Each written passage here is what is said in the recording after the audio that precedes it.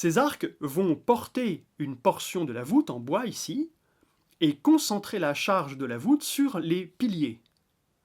Du coup, les murs visibles entre les piliers sont déchargés d'une partie du poids de la voûte. C'est pourquoi on parle d'arc de décharge. Cela a permis au maître d'œuvre de percer de grandes fenêtres pour l'époque, d'aérer son élévation, et ce faisant, ce maître dont on aurait aimé connaître le nom préfigure avec un siècle d'avance les solutions qui seront adoptées en Île-de-France au moment de la naissance de ce qu'on appelle l'architecture gothique. On peut donc dire de ces bâtiments normands qu'ils préfigurent, vous le voyez, l'architecture des grandes cathédrales qui vont apparaître un siècle plus tard dans le domaine des rois de France, autour de Paris. J'aimerais maintenant vous montrer le bas-côté nord de l'abbatiale. Vous remarquez sans doute un certain nombre de différences par rapport au bas-côté sud qui, lui, est d'origine. Le côté nord de la nef de l'église abbatiale s'est effondré à peu près 18 ans après la fin du chantier. Et il a fallu rebâtir cette portion de l'église. Et quand on a reconstruit cette portion de l'église, on a veillé à ce qu'elle soit plus robuste, plus solide.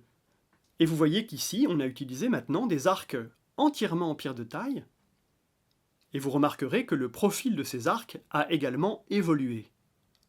Ce sont maintenant des arcs brisés, une formule qui apparaît en Bourgogne, à Cluny, en 1088, et que l'on va retrouver rapidement en Normandie, car elle permet d'offrir une meilleure résistance à la poussée et surtout à la charge exercée par les voûtes. Pour la petite histoire, quand en 1103, le côté nord de l'église s'effondre, il s'effondre sur le dortoir des moines. Par chance, il était 2 heures du matin. Et à 2 heures du matin, les moines étaient en prière dans le chœur de l'église. Certains d'entre eux étaient encore couchés, mais ils n'ont pas été tués par l'effondrement. Ils ont été épargnés, ce que l'on a considéré, bien entendu, au début du XIIe siècle comme étant un petit miracle. Les arcs brisés que vous venez de voir dans l'église abbatiale, on les retrouve dans la salle de l'Aquilon, qui est la salle de l'aumônerie. L'aumônerie, c'est le lieu de l'aumône, c'est-à-dire de la charité. C'est là aussi que les pèlerins pouvaient passer une nuit avant de repartir dans leur contrée. Donc c'est un lieu de distribution et c'est un lieu d'accueil pour les pèlerins pauvres arrivant à pied. On a utilisé les arcs brisés ici pour supporter, comme dans l'église, les voûtes d'arête de la pièce. À l'étage du dessus, les voûtes sont un peu différentes. Et vous avez probablement sous les yeux quelques-unes des premières voûtes sur croisée d'ogives de France. Cette solution est apparue à Durham, en Angleterre, vers 1093. À ce moment-là, la Normandie et l'Angleterre forment un même ensemble politique et artistique. Il n'est donc pas étonnant de retrouver cette formule dans l'abbatiale de l'Essai tout d'abord, puis ensuite au Mont-Saint-Michel. La salle que vous voyez à l'écran, voûtée sur croisée d'ogives donc, était une salle polyvalente, vraisemblablement utilisée pour la lecture matinale du chapitre de la règle de Saint-Benoît suivi ici, mais aussi pour la tenue des repas. On a un coutumier qui dit que les moines prenaient parfois leur repas dans la salle dite du grand chapitre. Et aujourd'hui, nombre d'historiens pensent que cette salle du grand chapitre pouvait être la pièce que vous voyez à l'écran et qui était composée de 2 longues nefs séparées l'une de l'autre par une file de colonnes. C'est la disposition de la salle capitulaire de l'abbaye de Hamby, dont je parlais tout à l'heure. Donc une disposition mal commode pour se réunir, mais permettant tout de même aux 60 moines de la communauté, ils ne seront jamais davantage, de se retrouver le matin pour écouter le règlement de Saint-Benoît.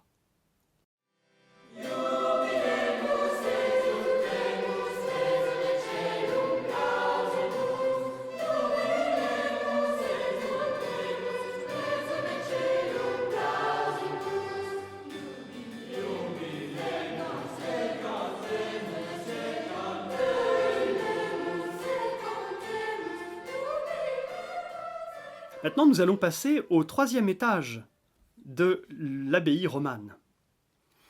C'est ce qu'on appelle la clôture monastique, un lieu réservé donc exclusivement aux religieux.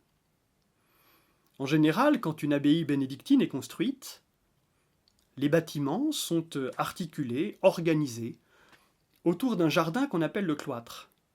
Mais ici, c'était impensable. La place ne le permettait pas. Et donc, les bâtiments ont été érigés, non pas les uns à côté des autres, autour d'un jardin. On a préféré les construire, les uns au-dessus des autres, et sur 3 niveaux, ce qui rend l'abbaye romane du Mont-Saint-Michel tout à fait exceptionnelle. Sa situation est exceptionnelle, son plan l'est aussi. Et vous voyez sur cette image, de l'étage supérieur de l'abbaye romane, le dortoir des moines. C'est dans ce grand dortoir que les 60 religieux passaient la nuit, nuit interrompue, nous le verrons très vite, par plusieurs temps de prière. Mais avant de projeter l'image suivante, je devais vous rappeler que les moines dormaient dans ce dortoir tout habillés, vêtus. Ils se contentaient de déposer le couteau qu'ils avaient sur le côté pour ne pas se blesser, mais ils gardaient leurs vêtements sur eux car le dortoir n'était pas chauffé. Et généralement, le lit des novices, les jeunes enfants appelés à la vie monastique, était intercalé entre le lit des anciens, qui leur permettait de se réveiller lorsqu'il fallait passer dans l'abbatiale. Enfin, c'était l'usage, une petite lumière brillait en permanence durant la nuit, à l'intérieur même de ce local. Mais parlons maintenant un peu du déroulement de la vie monastique bénédictine au Mont-Saint-Michel. Voilà une image que vous pourrez observer au scriptorial d'Avranches, où les manuscrits du Mont-Saint-Michel sont conservés. Et cette image vous montre un moine bénédictin en prière. Je crois qu'il est temps de vous rappeler quelle était la devise des moines bénédictins. Ora et labora, c'est-à-dire prie et travail. C'est pourquoi on trouve dans les abbayes bénédictines à la fois des oratoires, c'est-à-dire des lieux de prière, voués au culte, voués aux offices, voués à la messe, et des laboratoires, c'est-à-dire des espaces voués au travail, absolument obligatoires dans le cadre d'un monastère. Je rappelle les paroles de saint Benoît, « Tu ne seras moine que si tu travailles de tes propres mains ». Et saint Benoît d'ajouter dans la règle que le travail est le meilleur moyen de lutter contre l'oisiveté, considérée par les moines comme l'ennemi de l'âme et la mère de tous les vices. Les moines partagent donc leur journée entre la prière, cela va de soi, et le travail manuel. Vous pouvez voir à l'écran quels sont les noms des offices qui rythment le jour et la nuit des moines bénédictins. C'est ce qu'on appelle l'opus dei, l'œuvre de Dieu, ou la liturgie des heures. Vous avez tout d'abord ce qu'on appelle les vigiles, qui se déroulaient vers 1h du matin. Ensuite, les moines étaient libres d'aller se recoucher ou non. Certains d'entre eux pouvaient rester à méditer dans le cloître, en attendant le temps de prière suivant qu'on appelle les laudes vers 4h du matin. Puis, après le lever du soleil, il y a l'office de prime, l'office de tierce, celui de sixte ou sexte, celui de none. Puis viennent les vêpres en fin d'après-midi, et enfin les complis avant le coucher. Les moines vivent avec la lumière du soleil. La journée est donc moins longue en hiver qu'elle l'est en été. En été, les moines avaient le droit de faire une petite sieste. Maintenant, après avoir évoqué les temps de prière, j'aimerais vous parler de l'activité manuelle des moines.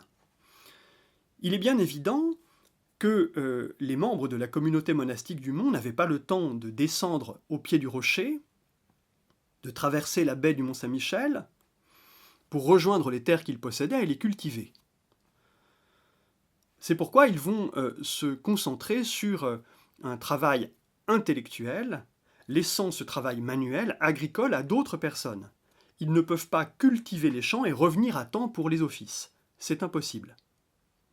Ils vont par conséquent se retrouver dans un espace qu'on appelle le scriptorium. Toutes les grandes abbayes possèdent un scriptorium. c'est un atelier de copie et d'enluminure. Les moines du Mont-Saint-Michel vont exceller dans leur propre scriptorium, au point que, au XIIe siècle, on a appelé le mont la cité des livres. Ce magnifique surnom donné au sanctuaire du Mont-Saint-Michel rappelle la qualité des ouvrages, leur abondance aussi. On estime que les moines possédaient une collection de 800 volumes à peu près. C'est absolument remarquable pour l'époque. Les moines vont donc se concentrer sur leur travail de copiste ou de scribe et sur leur travail d'enlumineur ou de miniaturiste.